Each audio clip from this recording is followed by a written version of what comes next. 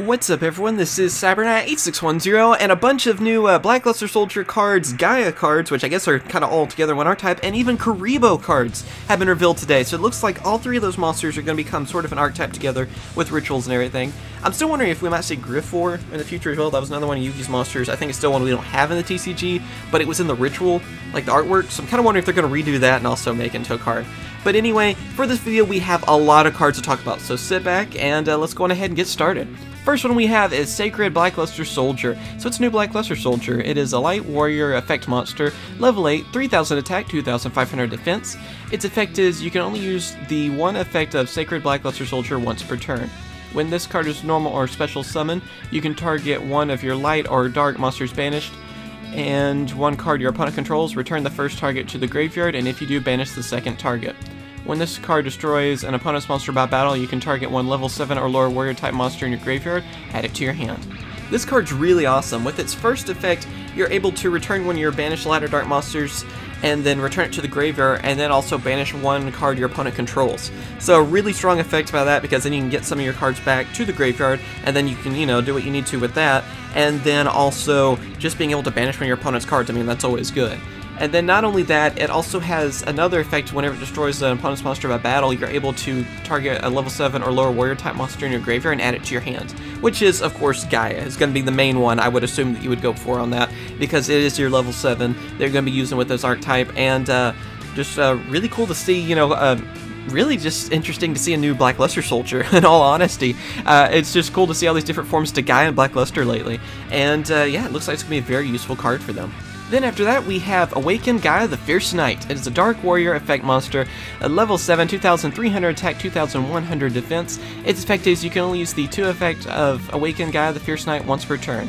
If your opponent controls more monsters than you do, you can normal summon this card without a tribute. If this card is tributed, you can special summon one Blackluster Soldier monster from your hand or graveyard.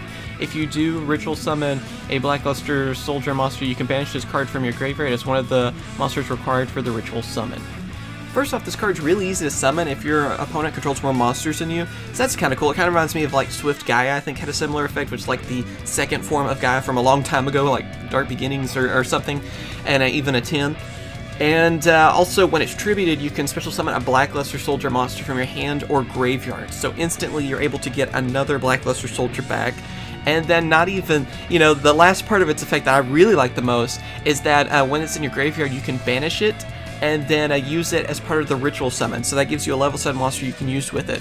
And then of course with the Sacred Blackluster that we talked about before, you can always bring it back to your graveyard and keep using this sort of effect. I think it's going to be a very useful card for them. Like I said, easy to bring out too, because it can be special summon like that, and just works well. I'm liking all the synergy we're seeing with Gaia and Blackluster Soldier, so can't wait to try this one out. Now moving on to the new Kuriboh cards, we have Sakura Evo, which is a Dark Fiend level 1, 300 attack, 200 defense. Its effect is, if this card is tributed, draw one card. If a monster you control would be destroyed by battle, you can banish this card from your graveyard instead. So this is kind of a cool card. You could use this with other archetypes and stuff too. And yeah, I mean, it's just kind of a basic card really. Tribute it, you get to draw a card, and then also if it's in your graveyard, you can banish it and protect one of your monsters.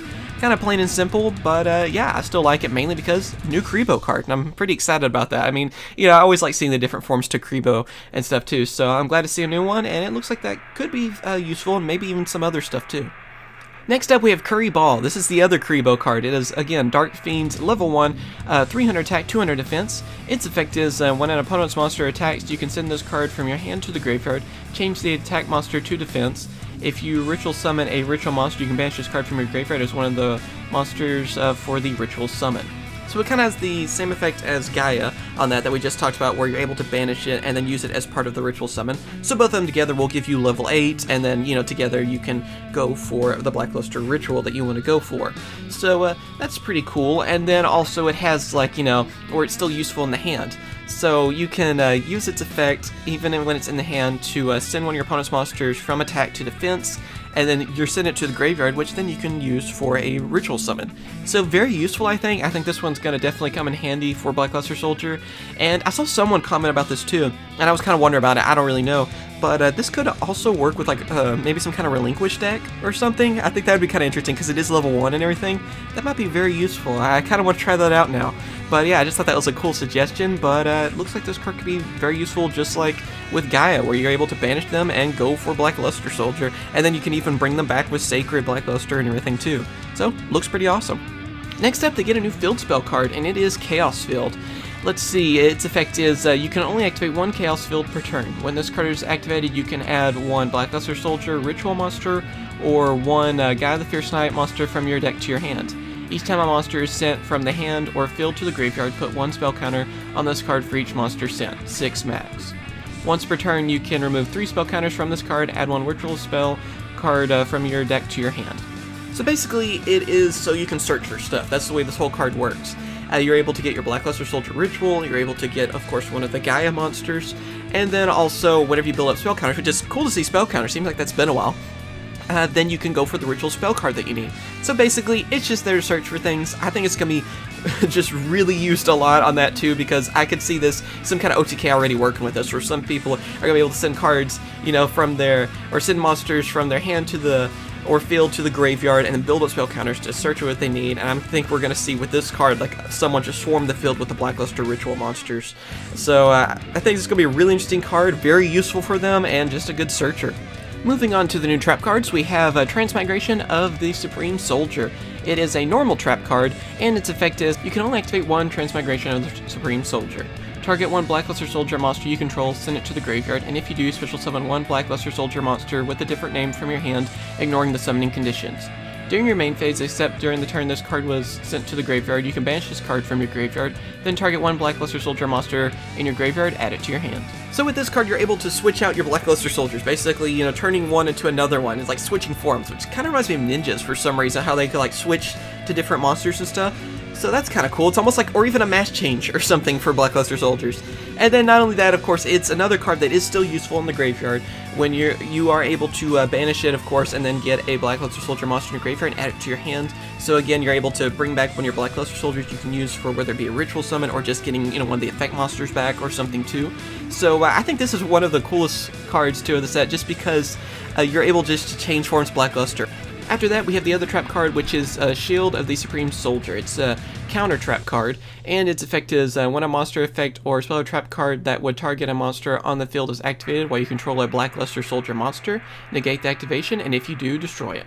If this card is in your graveyard, you can remove 1 spell counter from your side of the field, set this card from your graveyard to your side of the field, but banish it if it leaves the field.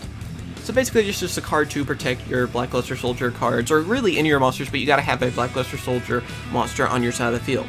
Also, it uses, I guess, the spell counters from the field spell to kind of revive itself. You can keep using it over and over. So that's just basically what it is, just to protect your monsters and everything. And I do like the effect too on how it can come back using the spell counters, so that's kind of cool, being able to use the field spell, which yeah, that's going to be really annoying too for people, because you're not gonna just be able to use your monster effects or spell or traps just to get rid of your opponent's side of the field. They're going to more than likely have this card and be able to counter it, but at least after they bring it back, you know, it's banished after it leaves the field again. So, you know, it's still going to be an annoying card, I think, for people that are going against Black Luster Soldier, but a really great card for them because they can protect their Black Luster Soldier monsters. And then the final card we have to talk about today, which I think has one of the coolest artworks ever, because it looks like, I guess it's supposed to be the new Black Luster Soldier ritual monsters, its armor, kind of sitting there. It looks like on an altar and everything, so it looks amazing. And that is Soul of the Supreme Soldier. It is a level 1 warrior effect monster, 0 attack and 0 defense. Its effect is you can only use each effect of Soul of the Supreme Soldier once per turn. You can send 1 Black Luster Soldier monster from your hand to the graveyard until your opponent's next end phase. This card's attack becomes 3000. Also, its name becomes Black Luster Soldier. You can banish this card from your graveyard, add 1 Knight of the Beginning or Knight of the Evening Twilight from your deck to your hand. So I guess technically does this give us another Black Luster Soldier in a way? Basically what this card does is that you're able to turn it into a Black Luster Soldier. It gains the attack, it gains the name and everything from it as well. So yeah, I mean, being able to have a level 1 monster and then just get rid of a Black Luster Soldier that you have from your hand to the graveyard, and then this card becomes, you know, its name, it has a 3000 attack instantly. You know, you can just normal summon this card and do that. Sounds just really good in itself. And then not only that, of course, it has the whole, you know, in the graveyard banishing effect. which with that you're able to add Night of the Beginning or Night of the Evening Twilight from your deck to your hand, which are the two like smaller versions, I guess, of Blackluster Soldier that you can use for ritual summons, and it basically gives them like the effects of Envoy of the Beginning and you know, just really strong effects like that. So yeah, it looks like it's gonna be, again, another very useful card. I mean, I really don't have anything bad to say about this. Instant Blackluster Soldier and 3000 attack monster that you can just summon. Sounds pretty terrifying, really, against that, like I said, because it's just instant 3000 attack monster. But yeah, what do you guys think about all these new cards that have been revealed for Gaia and Blackluster Soldier support? For me, I'm on board. I am ready to build this deck now. I mean, I'm hyped about this, honestly. And it's kind of been a while since I've seen a really good archetype. Since, you know, like Toon's coming back and this, I'm getting really excited to seeing a lot of, you know, kind of older archetypes and stuff coming back from the original series and being very useful. So I can't wait until these are on at least Salvation or something. I think a few of them are, but I don't think all the new ones are just yet. And, you know, I can't wait to try them out. But yeah, tell me what you guys think about this whole Gaia Blackluster Soldier archetype. Are you interested in them? Are you not interested in them? Do you think they'll be fun, or do you think they'll, you know, take over the meta, or what are you thinking on them? As always, thank you guys for watching. Remember to comment, rate, and subscribe, and of course, I will catch you guys later. See ya. Hope you guys have enjoyed my latest video. Be sure to subscribe for more Yu-Gi-Oh videos, as well as check out my other two channels, CyberKnight Games for Let's Plays, and also CyberKnight CCG for Cardfight Vanguard openings. Thank you for watching, and I'll catch you guys later. See ya.